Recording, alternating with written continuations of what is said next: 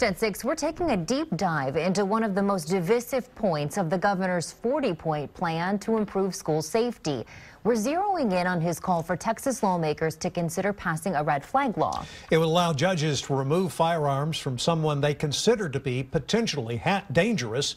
KXAN's Phil Prazen spoke with someone whose job it would be to carry out that order, Travis County judges and constables.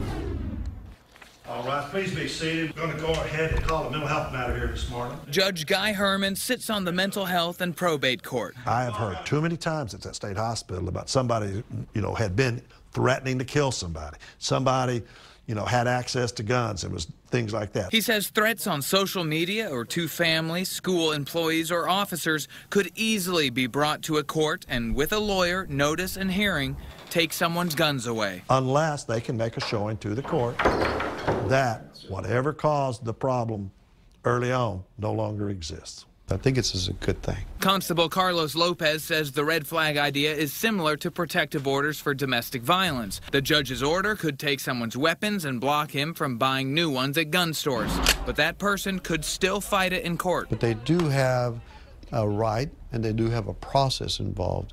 So the court can determine at that point whether to dismiss a protective order. The gun rights lobby does not like this idea because in their view it takes away someone's Second Amendment rights before they commit a crime. This is the furthest away we've seen Governor Abbott from those gun rights groups, and the next step is to convince the Texas legislature, and the reaction today has been mixed. In Austin, Phil Prazen, KXAN News. Just a few hours ago, House Speaker Joe Straus instructed the House Committee on Criminal Jurisprudence to start looking at the red flag law. Texas lawmakers don't meet again until January unless the governor calls a special session.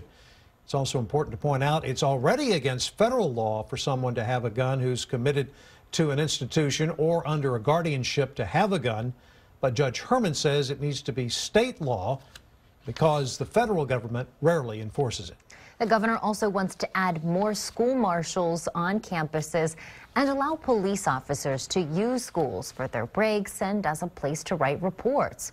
He's calling for the expansion of a program that identifies students at risk of committing violence and provides help for them.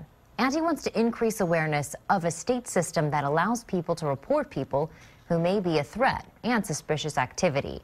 He also identified more than $100 million that could be used before next school year.